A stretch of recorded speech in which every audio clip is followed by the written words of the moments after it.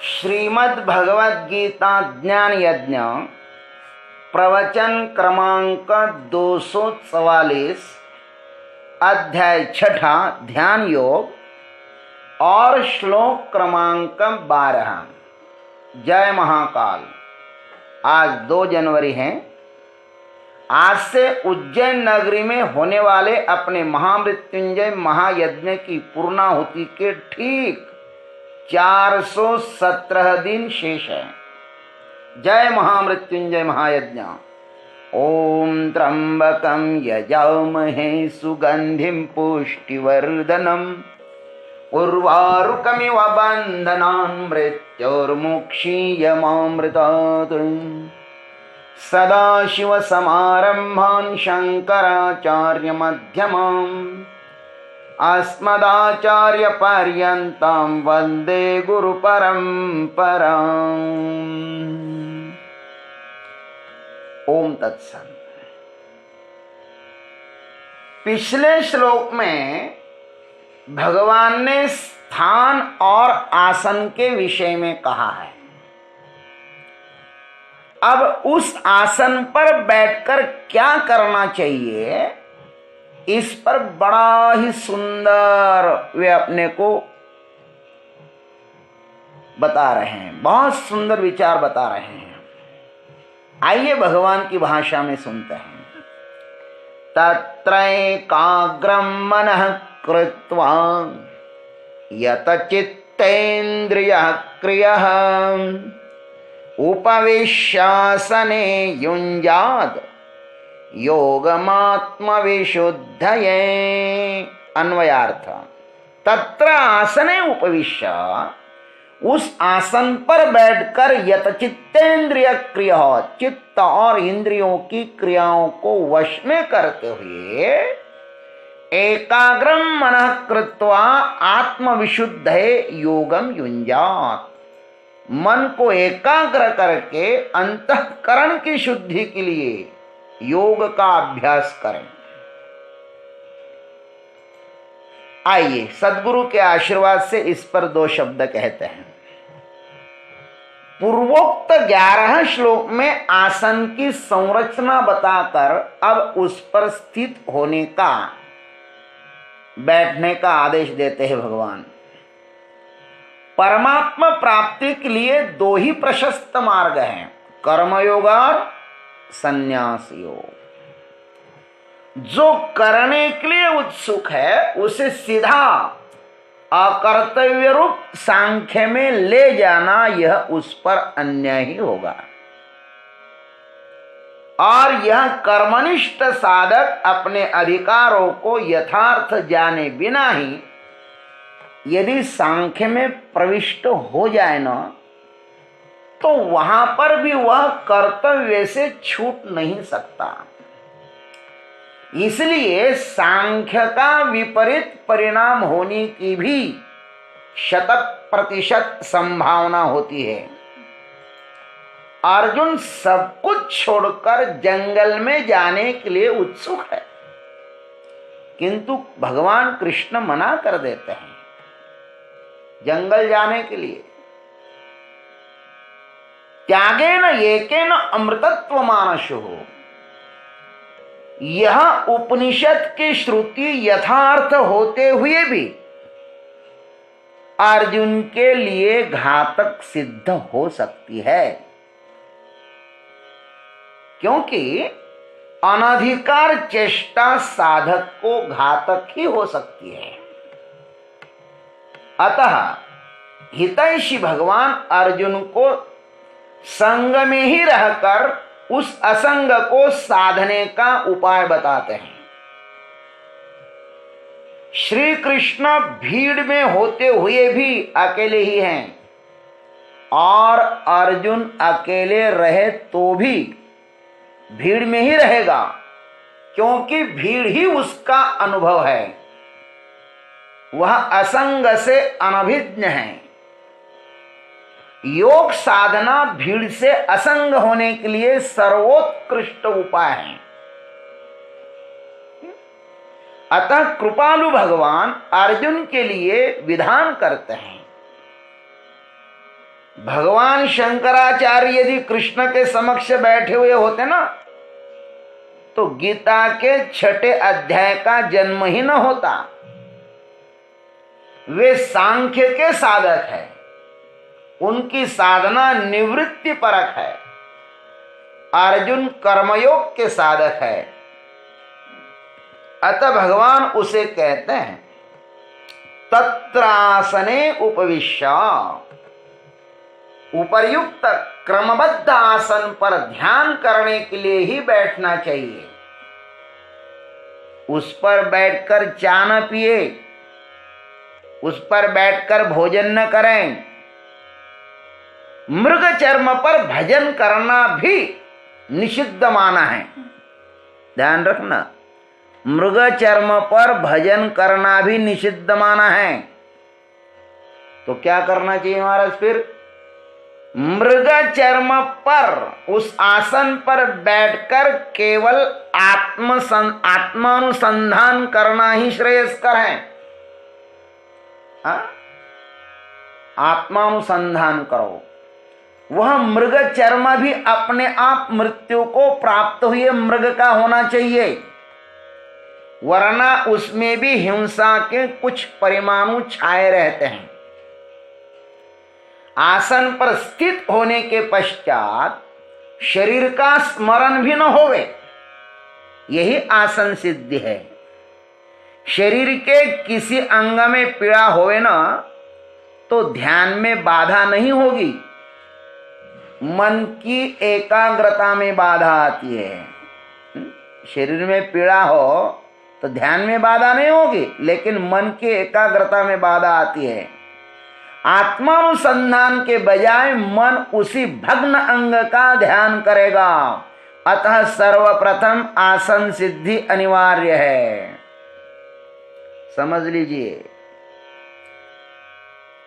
फिर कहा यत चित्तेन्द्रिय क्रिय, तत्पश्चात विषयों का चिंतन करने वाला चित्त और तदनुगामी ये इंद्रिया उसको शनै शनै अपने वश में करें। चित्त को विषयों की निरर्थकता का यथार्थ परिचय देकर इंद्रियों को अपने वश में किया जा सकता है। साधक को चाहिए कि वह सदैव अपने व्यवहार को शुद्ध सात्विक रखे, साधना काल में भी और व्यवहार काल में भी। व्यवहार अशुद्ध होगा तो वह साधना काल में बाधक हो जाएगा। अतः पातंजलि महाराज ने बहुत ही कुशलता से कहा है कि जब साधक व्यवहार काल में होता है तो वह यमों की विधि अपनाए। यम किसे बोलते हैं? अहिंसा, सत्य, अस्तेय, ब्रह्मचर्य, परिग्रह। व्यवहार काल में इस 5 यमों का परिपालन होवे। कोई भी वाचिक, कायिक, मानसिक हिंसा न हो, कभी भी असत्य न बोले, किसी भी वस्तु की चोरी न करें, इंद्रियों को बलात्कार से रोकें और किसी भी वस्तु का परिग्रह माने संग्रह न करें। बहिरस्थ व्यवहार पर नियंत्रण होने के बाद अंतस्थ व्यवहार भी शुद्ध रखें। फिर कहा पातंजलि ने शौच, संतोष, तपः, स्वाध्याय, ईश्वर प्रणिधानानि नियमाः। क्या नियम है? अपने अंतःकरण को सदैव पवित्र रखे, उसमें अहंता, राग, द्वेष, ईर्ष्या आदि विकारों को संग्रहित न करें। पवित्र परमात्मा को पाना हो तो पवित्र रहना अनिवार्य ही है। भगवान पवित्र को भी अपवित्र करने वाले हैं, ध्यान रखना। भगवान पवित्रों को भी पवित्र करने वाले हैं। पवित्राणाम पवित्रयों। ऑपरेशन रूम में विकृत स्वास्थ्य को स्वस्थ करने के लिए चिकित्सक लोग अत्यंत स्वच्छता का पालन करते हैं। शुद्ध स्वास्थ्य को पाने के लिए यदि अधिक स्वच्छता की आवश्यकता है तो फिर परमात्मा को पाने के लिए तो कितनी स्वच्छता चाहिए होगी। निर्मल मन जन सो मोहि पावा, मोहि कपट छल छिद्रण भावा। अरे भाई, स्वास्थ्य को पाने के लिए स्वच्छता चाहिए और परमात्मा को पाने के लिए पवित्रता चाहिए। स्वच्छता में और पवित्रता में भेद होता है। शराब स्वच्छ हो सकती है परंतु पवित्र नहीं। गंगा जल अस्वच्छ हो सकता है किंतु अपवित्र नहीं। सब विपरीत परिस्थितियों में प्रसन्न चित्त रहे। सब विपरीत परिस्थितियों में क्या रहे? प्रसन्न चित्त। अपने धर्मानुकूल सब कष्टों को सहन करने का नाम तप है। भूल से भी अपने लक्ष्य से विचलित न होवे। अपने मार्ग के अनुकूल शास्त्र का सदैव स्वाध्याय करो और ईश्वर को न भूलो, उसका सदैव स्मरण रखे। इस प्रकार अंतर्बाह्य अंतःकरण जब शुद्ध हो जाता है ना, तब साधक को अपने लक्ष्य की तरफ अग्रसर होने के लिए अधिक सुविधा होती है। बाहर से भीतर की यात्रा का नाम योग है। अपने स्वरूप के साथ इस जीव का जो अज्ञानवश वियोग हुआ है उसको जोड़ने का काम योग करता है। समस्त गीता योग शास्त्र है। अर्जुन को भगवान आत्म स्वरूप के साथ जुड़ने का प्रत्येक अध्याय में, प्रत्येक श्लोक में, प्रत्येक शब्द में उपाय बता रहे हैं। गीता का प्रत्येक शब्द आत्मा के साथ जुड़ने की विधि बताता है। शुद्धांतःकरण में आत्मानुसंधान करने की शक्ति होती है। जो संकल्प शक्ति से परिपूर्ण है वही आसन पर स्थित बैठ सकता है, वश में कर सकता है महाराज आसन को, और यही साधक इंद्रियों सहित अपने चित्त को समेट सकता है, अर्थात वश में कर सकता है। भगवान कहते हैं अर्जुन तत्र एकाग्रम मन कृत्वा, इंद्रियों सहित चित्त को अपने वश में करते हुए इस मंत्र को भी इस मन को भी महाराज एकाग्र किया जाए। मन के एकाग्रता की बात करते हैं। मन वृत्ति का स्वभाव संकल्प विकल्प है। उसे निश्चयात्मक वृत्ति के द्वारा अपने लक्ष्य पर केंद्रित करें। संकल्प शून्य मन ही मनुष्य से अपने लक्ष्य से गिराता है। ध्यान रखना, संकल्प शून्य मन ही मनुष्य को अपने लक्ष्य से गिराता है। अतः निश्चयात्मक संकल्प करें। विकल्प को आने का अवसर भी नहीं देना चाहिए। लक्ष्य के प्रति थोड़ा भी विकल्प बनेगा ना तो बनी बनाई हुई दीवार को ढा सकता है महाराज। कौन? वो विकल्प। मन के विषय में उपनिषद कहते हैं मन एव मनुष्याणाम कारणम बंध मोक्षयोः बंधाय विषयासक्ता मुक्तम निर्विषयम स्मृतम। अमृत बिंदु उपनिषद में कहा है मन में मुक्त करने का भी और बद्ध करने का भी सामर्थ्य है। अतः मन के शक्ति को पहचान कर उसे समस्त विषयों से हटाकर आत्मानुसंधान पर एकाग्र करना चाहिए। जिसमें विक्षिप्त चंचल बनाने का सामर्थ्य है वह एकाग्र भी हो सकता है। उसके मर्म को सुज्ञ सद्गुरु से जानना चाहिए।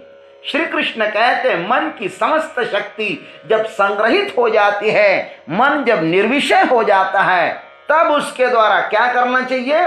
आत्मविशुद्ध है योगम युंजात। मन की एकाग्रता का प्रयोजन क्या होना चाहिए उसको यहां पर कहते हैं। बहुत सारे पौराणिक प्रमाण है कि राक्षसों ने अपनी मन की एकाग्रता की शक्ति का विनाश के लिए उपयोग किया था। एकाग्रता का उपयोग किसके लिए किया? विनाश के लिए किया था। रावण ने मन तो एकाग्र किया था, उसका फल उसने विनाश ही चाहा। अतः इस साधक को भगवान सावधान करते हैं कि मन की संग्रहित शक्ति के द्वारा वे अंतःकरण शुद्धि करा ले। जो कुछ जन्म जन्म का मल विक्षेप अंतःकरण को चिपक गया है उसको धो डाले। अंतःकरण जितना अधिक शुद्ध होगा उसमें उतना ही अधिक आत्म तत्व का, आत्म ज्योति का प्राकट्य होता है। मन की एकाग्रता देव दानव मानव सब प्राप्त कर सकते हैं, किंतु उस शक्ति का शाश्वत की प्राप्ति के लिए उपयोग करे या नश्वर की, यह तो कृष्ण जैसे सद्गुरु मार्गदर्शक हो तो ही यथा योग्य मार्गदर्शन कर पाएंगे। गिरना आसान है मेरे भाई, पूरा संसार गिराने के लिए उत्सुक है। पृथ्वी का ग्रेविटेशन सतत अपनी तरफ खींचने के लिए उत्सुक है। प्रकृति का चिंतन मनुष्य को गिरा देता है और आत्मचिंतन मनुष्य को ऊपर उठाता है। भगवान साधक को जो जन्मों जन्मों से सोया हुआ है ना, उसे इन श्लोकों के द्वारा उठाने का प्रयत्न कर रहे हैं। उत्तिष्ठत जाग्रत प्राप्य वरान निबोधत क्षुरस्य धारा निशिथा दुरत्यया दुर्गम पतस्तत् कवयो वदन्ति। तो भगवान उठाने का प्रयत्न करते हैं। ओम तत्सत। जय गुरुदेव, जय जगदीश्वर, जय जय महाकाल।